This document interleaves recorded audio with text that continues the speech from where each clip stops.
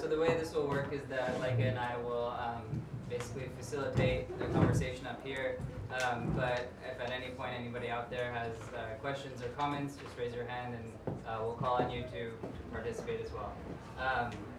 So there's obviously many things that we would love to discuss, but because we're limited on time, we'll just try and get through what we can. But maybe a good place to start would be with you, Alex. It's been basically almost exactly 1 year since we filmed the majority of your scenes. And it would be great to know, reflecting back on the film, like what has changed in your life since then, in your perspective, and what's been kind of top of mind for you regarding the issues in the film. Well, first of all, thank you to everyone for... Is this on?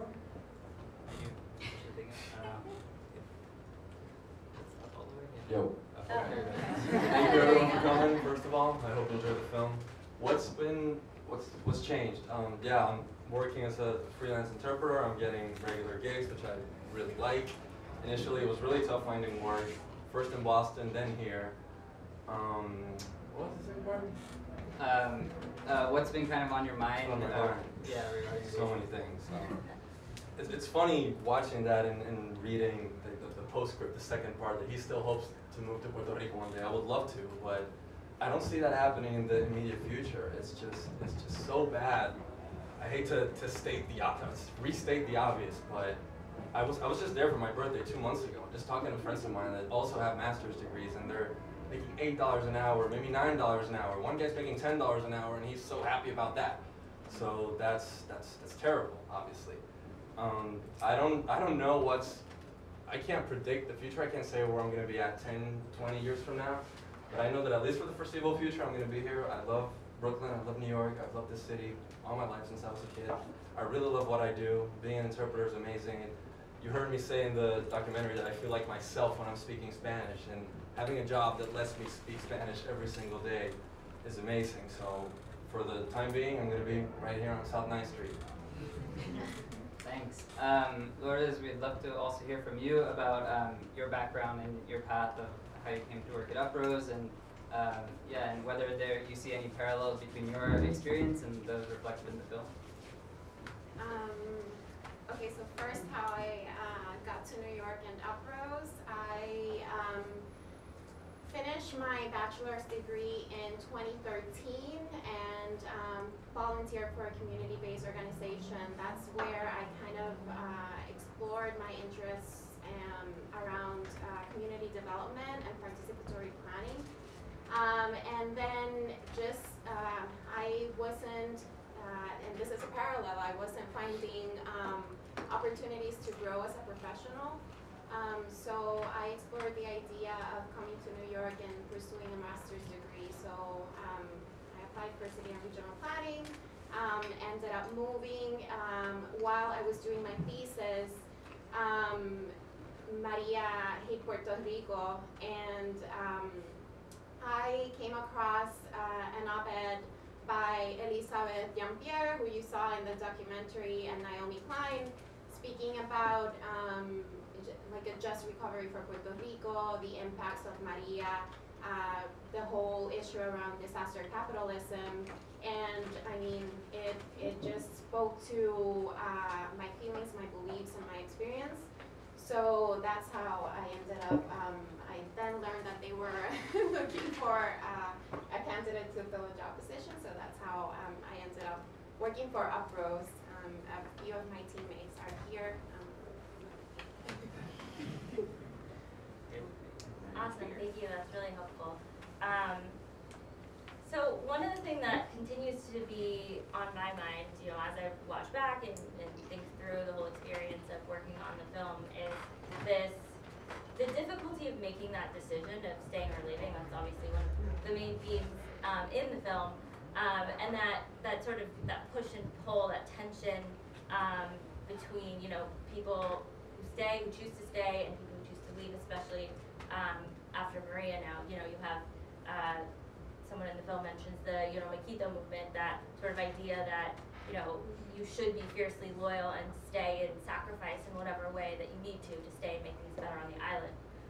But then also on the other hand, people who just recognize that it may not be viable for them to build their lives and careers on the island. So what was really interesting to me is at the end of the film, you hear Melvin speak about how the diaspora actually, you know, since Maria especially came together and acted as an extension of the island and, you know, became a voice for the island, where they didn't necessarily have one in those days.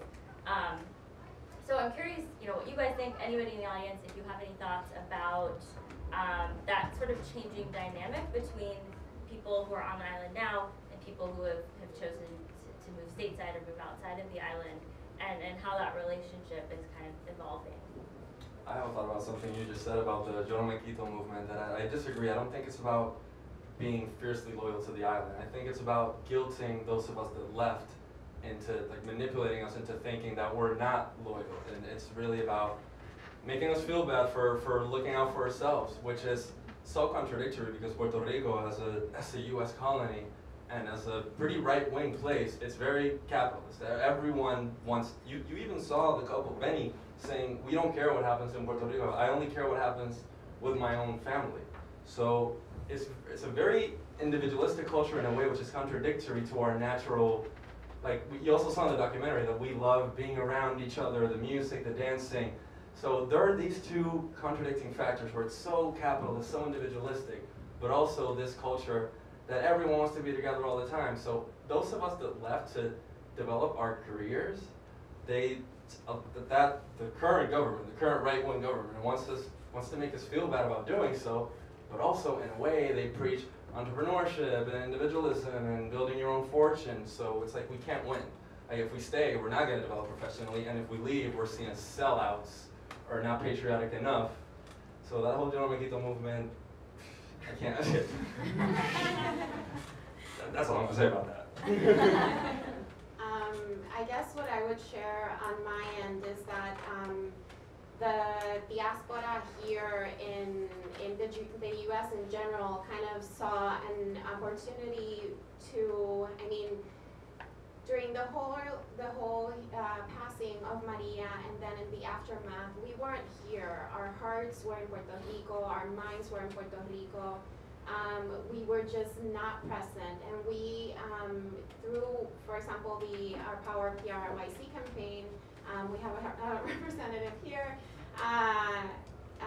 came together to really support and uplift the voices of Puerto Ricans in the island doing the work on the front lines and really pushing and doing the work that the governments, the local and federal governments weren't doing themselves. So just, yeah, that feeling of just wanting to be there and uplift. I remember feeling so guilty for some reason for not being in the island, for not being with my family, and then having my family tell me like don't even think about coming here. Why is that even crossing your mind? It's not the time to come back. So yeah, those are my thoughts around that. Yeah, I actually remember we were talking at one point about going back to the island for Christmas, which is something that you did. You know, you were there every year, of course. You were with your family, and this last year was the first time ever that you just couldn't go back. And maybe it was feasible for you to fly back and do it, but your family, I remember you saying your mom told you, just don't come back. You don't want to see the island right now. And that really was impactful to hear. Yeah, thank you.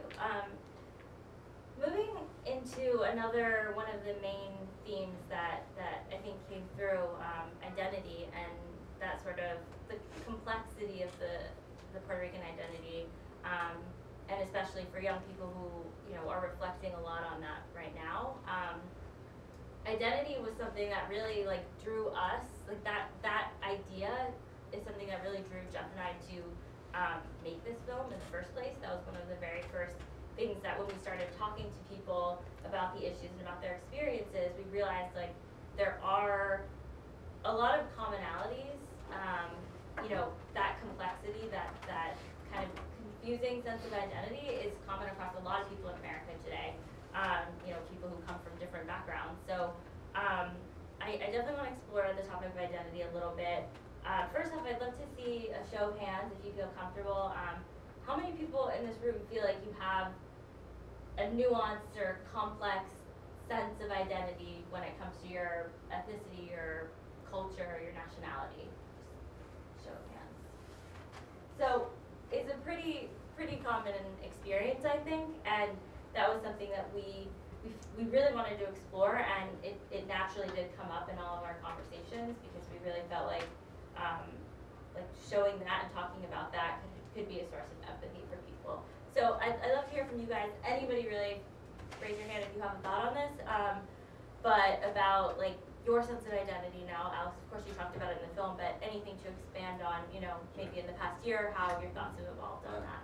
I could talk about this for hours. So I could talk about many things for hours, but this one. Growing up in Puerto Rico, I was always teased. I was called hincho, like I was white back there. But here, that's the last thing anyone ever considers me. Here, I'm brown, I'm tan, I'm Hispanic, Latino. I'm a million things, everything except white, which is fine because I know what white means here, and I don't really want to be described as that.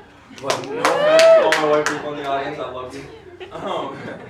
But aside from that, you know, being Puerto Rican, being seen as an immigrant by some people, but an American by other people, it's so complex. Even I mentioned the people in my program at Northeastern, and I just love this. Like liberals, Democrats, they want to embrace us. They keep telling us like, oh, you're part of the U.S., you're American, and the Republicans, conservatives are like, you're not American, you're an immigrant, you're a foreigner, and that's what they're doing is pretty exclusionary. They're letting us know that you're not like us, you're different.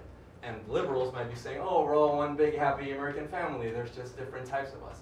But in actuality, even though I'm super left-wing, I gotta agree with the Republicans on that one. Like, we're not really American. We're US citizens because it was imposed on us, but we have our own language, we have our own culture. That's why we haven't like fully assimilated. That's why most Puerto Ricans don't even speak English, and why a lot of us have a really hard time when we move here. So, are we Americans? Aren't we? Are we a different type of Americans? Those are questions that if you ask every single Puerto Rican, you're going to get a different answer from everyone. I think I've made it pretty clear where I stand on these things. So it's a never-ending battle, and the way white people see me is different than the way black people see me. And the way other Hispanics see me is different from the way Puerto Ricans see me. I know a lot of other Latinos from other countries that are sort of envious of the fact that we're US citizens and we don't need a visa and we don't need to like emigrate illegally here, but others feel sorry for us because we're not an independent country and because we don't have certain rights in our own homeland that they have in theirs. So that's a very complex issue that I'm really glad you brought up, and it's a never-ending battle to define ourselves and to get others to understand who we are. I think that's a question that I've been struggling a lot with the past few years, because just kind of understanding and describing me and Puerto Ricans in general as a collage. We are a double colonized people, first by Spain and then by the US.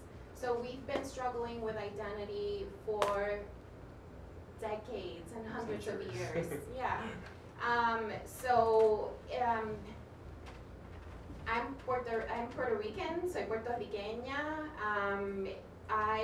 In Puerto Rico, we see ourselves as Puerto Ricans. We see our culture, we see our flavor, our music, our warmness, the way we treat our families, the values we were raised with. And then my experience moving to the US and moving to New York, we are people of color. Our culture is not seeing just our color. So it's a kind of a different, it's a shift in how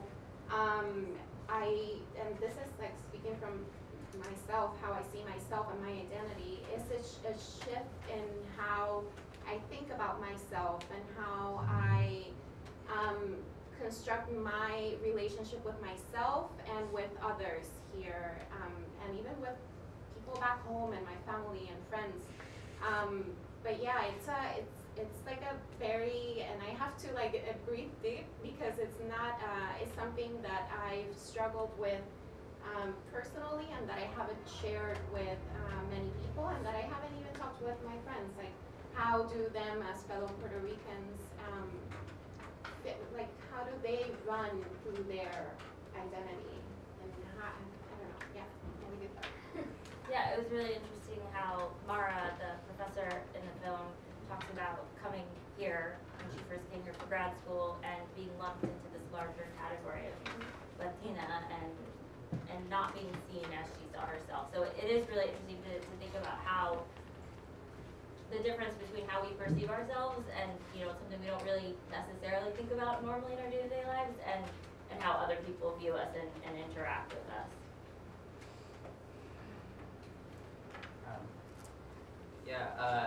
I don't know if there are any questions regarding that or comments in the room.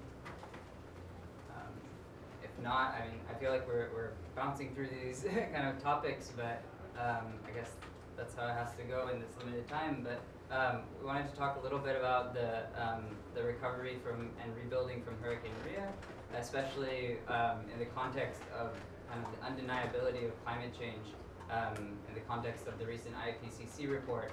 I wanted to ask you, Lourdes,